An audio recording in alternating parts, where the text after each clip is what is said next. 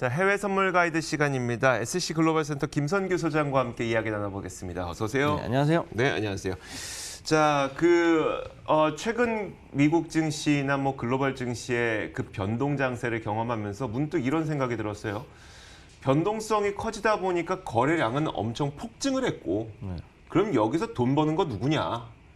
사실 옛날에 그 캘리포니아 금광 캐던 사람들도 광산 업자가 돈을 번 게 아니라 뭡니까? 곡괭이. 네. 곡괭이 장사랑 리바이스 청바지가 돈을 벌었다면서요. 그것처럼 거래소가 엄청 돈 벌지 않았을까? 라는 생각이 들었어요. 예, 말씀하신 대로 지금 최근 한 달 사이에 네. 이제 코로나 바이러스 때문에 전 세계 영향을 받고 그다음에 미국 증시도 영향을 받고 네네. 또 이제 선물도 역시 같이 영향을 받다 보니까 네. 여기에 관련된 거래소들이 이제 엄청나게 많은 수익을 보게 되는 거죠. 수수료 수익을 보게 되는 그러니까요. 거죠. 네. 거래대에서. 그러다 보니까 이제 그것도 역시 이제 좀 높아지고 근데 이게 거래소까지 오니까 거래소에서는 이제 트레이딩 플로어는 이제 문을 닫았습니다. 그러니까요. 네. 예, 그나마 다행인 게 이전에 그래도 꽤 많은 거를 수기로 했던 것들을 지금은 거의 전산화가 다 돼가지고 네네. 이제 HTS로도 할 수 있는 상황에 돌입을 했기 때문에 그나마 좀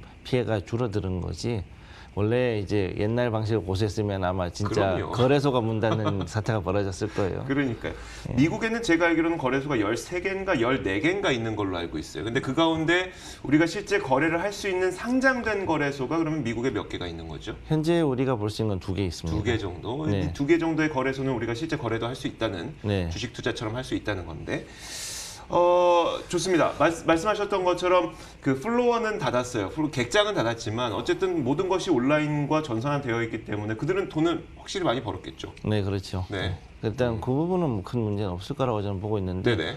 단지 이제 뉴욕 증시 같은 경우 플로어를 닫으면은 아직은 원래는 올해까지 전산화가 되게 돼 있었거든요. 올해까지. 네, 그래서 일부 주식은 사실은 지금 거래가 안 될 수 있어요.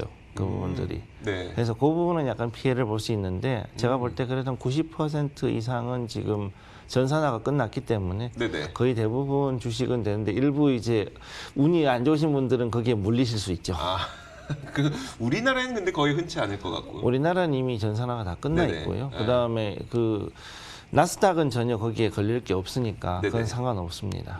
나스닥은 원래 태초부터 태초부터 전산화를 되어 했었기 있었던 때문에 시장이었던 거고. 그래서 그럼 전혀 문제가 없는데 뉴욕 증시 같은 경우는 사실 이제 오랫동안 기득권이라고 하긴 좀 그렇고 이제 네네. 기존에 일하던 사람들이 새로 들어오는 기술을 자꾸 거부를 했기 때문에 네네. 그걸 이제 서서히 바꾸다 보니까 지금까지 이제 온 거죠.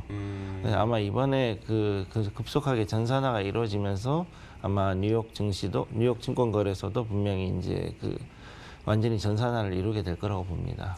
사실 한국 거래소도 객장에 아직 장소는 남아 있잖아요.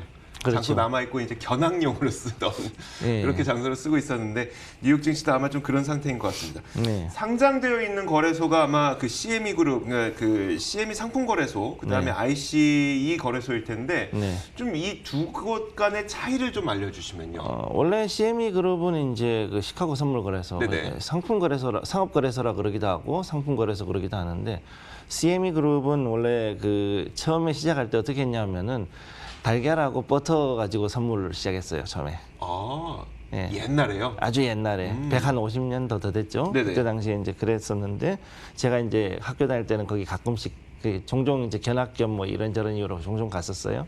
미국에서 대학 다니실 때, 네. MBA 하실 때. 예, 그렇죠. 그래가지고 MBA는 아니고 일단 학부 하던 네네. 시절이었는데 그래서 거기를 가면은 이제 여러 가지 상품들이 이제 실제로 많이 거래가 되고 하는 걸 봤으니까 네네. 그거를 이제 어느 정도 그때부터 사실 선물을 좀 접하게 되긴 했었습니다. 그랬는데 현재는 세계 최대 규모고 또 이제 최초로 이제 이런 상품 선물을 진행했던 거죠. 원래는 그러니까 우리로 치면 가락동 농산물 시장 같은 거의 그런 개념에서 출발을 했던 거예요. 네네. 그랬는데 이게 등치가 자꾸 커지고 해외까지 수출하다 보니까 외환 다루고 외환 다루다가 이제 기름 나오니까 기름 다루고 이러다 보니 자꾸 커지고 그리고 등치를 키우는 과정에서 자꾸 다른 선물 거래소들을 하나씩 인수합병을 시작한 거죠. 네네. 그래서 지금 현재 이 CME 그룹으로 돼버렸는데 이 그룹은 오히려 이제 4개의 자회사를 가지고 있습니다. 네. 그래서 CME, 그다음에 CBOT 그래서 시카고의 거래위원회, 네. 그다음에 뉴욕 상품거래소,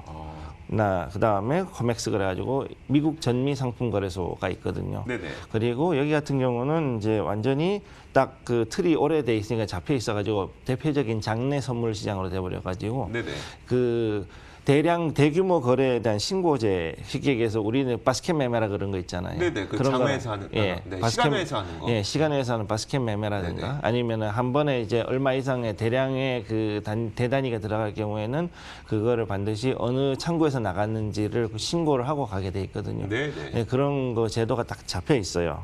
그리고 여기에서 규정을 위반했을 때는 이제 벌금부터 시작해가지고 이제 서스펜션이라고 해서 거래 정지. 네네. 그 상당히 오래 먹습니다. 그래서 지난번에 그 뭐 이제 여쭤보셨던 것 같이 그 네. 기름 만약에 주문했는데 만기게 돼가지고서 이거를까지 들고 있으면 네네. 정말로 집으로 옵니까 그러셨잖아요. 그런 거예요. 네. 그러면은 이 돈을 이제 잔금을 지불하지 않게 될 경우에는 이제 그 일일 정산하면서 만들어 놓은 일일 정산 적립금을 가지고서 네네. 이 기존에 만들던 업자한테 그 손해배상금을 충당을 해주고 그다음에 그만큼의 그 벌금을 이 거래를 걸었던 사람한테 부과를 하든가 네네. 그리고 그거 내고 또 거기다가 플러스 알파로 당신 못 믿겠으니까 당분간 거래 정지 이렇게 매겨버리거든요. 네네. 그래서 그거를 막기 위해 가지고서 그 지난번에 말씀드렸듯이 그때 당시에 그거를 처리하는 업자들이 또 따로 있어요. 네네. 그 시점에 돼가지고서는 쉽게 얘기해서 급하게 나오는 매물들을 받아가지고 한 번에 처리하는 그런 업자들이 또 따로 있어요. 네. 신기하네요. 그렇게 되는 거죠. IC는 어때요?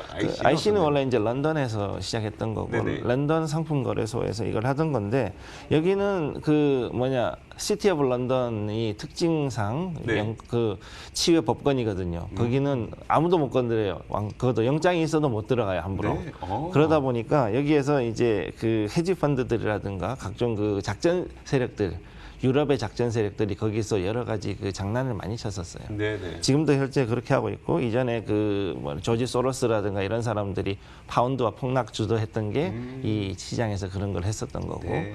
그러다 보니 이게 대규모 신고 거래 신고제가 없어요. 네네. 이 당연히 이런 것들을 뭐 안 하니까 장애 취급을 받다 보니까 그렇죠. 네. 그래서 익명의 투기 세력들이 사실은 이제 미국에 있던 대량 헤지 펀드들이 런던에다 지사 만들어 놓고 돈 보내 가지고 장난치는 걸 되게 많이 했단 말이죠. 네네. 그러다 보니까 이것 때문에 화가 나 가지고서 얘들이 이제 당신들 이렇게 하면은 우리가 이거 도저히 네네. 이제 영국에는 투자를 안 하겠어 그러고 미국이 그렇게 얘기를 하니까 부랴부랴 본사를 이제 다시 미국으로 옮겼습니다. 얘들이. 네네. 그래서 상장을 하게 된 거죠. 아 그렇게 된. 그러니까 와 역사까지 한번 들어봤는데 예. 이 사실 팬데믹 사태로 인해서 이들은 돈을 굉장히 많이 벌었을 것 같단 말이에요. 근데 네. 이들이 돈을 많이 벌었다면은 주가에도 뭐 상승으로 반응을 했을까 싶은데 어땠습니까? 실제 주가는 주가는 당연히 떨어지죠 오히려. 왜냐하면은 주가 자체는 이게 그 시세나 이런 거하고는 관계없이 네네. 제가 봤을 때 이거는 증시가 선물 지수에 의해 가지고 땡겨 올렸던 거니까 당연히 그 들어가 있던 자금들이 빠지면은 네네. 그 거품이 빠지면서 주가가 떨어지는 건 당연한 거거든요. 네네. 그러다 보니까 이거는 뭐 어쩔 수 없이 같이 빠진 건데 근데 전체적으로 봤을 때 이게 저평가로 다 보고 있어요 사실은. 예. 네. 왜냐하면 아까 말씀드렸듯이 이런 수수료 부분이 네. 그 아주 굉장히 1분기에 폭증했기 때문에 그러면은 오히려 여기에 대해서 배당이 더 높아지는 게 아니냐 뭐 이런 얘기까지 나올 정도거든요. 그렇죠. 네. 지금 이제 CME 그룹 요 주가를 보시게 되면 이건 지금 연봉으로 해가지고 나온 얘네는 건데. 그리고 현금도 많이 들고 있겠네요. 예, 왜냐하면은 일일 정산을 하면서 적립금을 굉장히 많이 쌓아놨거든요. 그럼 배당이 뭐 코로나 때문에 배당을 못 주겠다 이런 걱정도 거의 없고 그런 건 없어요. 전혀 없어요. 그러네요. 당구장 주인이 언제 망한 거 봤습니까? 그러니까 원래 당구 내기 하면은 진 사람도 있고 이긴 사람이 있지 가장 돈 많이 버는 건 당구장 주인님이니까요. 그렇죠. 좋습니다. 그렇다면은 그 IC 그룹과 CME 그룹 두 개 다 좀 비슷한 맥락인가요? 둘 다 투자 비슷하긴 한데 네. 그 IC 같은 경우는 사실은 이 CME에 비해서 아주 많이 밀리죠. 선물 시장에서는. 네네. 그러다 보니까 이제 다른 쪽으로 이제 다변화했는데 그래서 뉴욕 증권거래소를 IC가 먹어버렸어요. 네네. 네, 그래서 뉴욕은 사실상 이제 IC가 장악하고 있다고 보셔야 되고, 그러니까는 이제 그 금융 쪽에서는 이런 실물 인수도나 이쪽에서는 사실 미국이랑 영국 둘이가 거의 다 장악을 하고 있다 보시면 되는 거죠. 네. 예. 그렇다면은 이 두 개의 기업에 대해서 사실 이 둘도 기업이에요. 우리나라 한국거래소도 민간 기업인 것처럼 이 두 개도 기업일 텐데 네.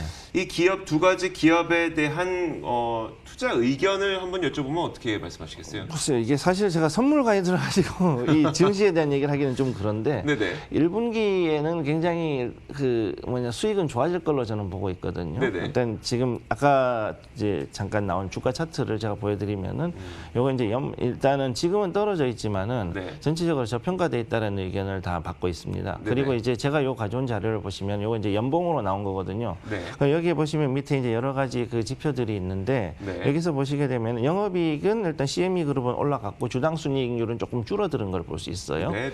예, 왜냐하면은 여기서 미국 경제가 자체가 과열돼 가지고 선물 거래량이 또 2배 이상 증가를 해버렸고, 네. 그 다음에 이번에 최근에 그 주가 지수가 빠지면서 거기에 대한 마진콜이 나오면서 어쨌든 마진콜도 거래소가 매기는 거고. 그렇죠. 그러니까는 거래소는 이래저래 어떻게 하든 장이 올라가든 내려가든 돈을 버는 거예요. 그러니까요. 네. 예.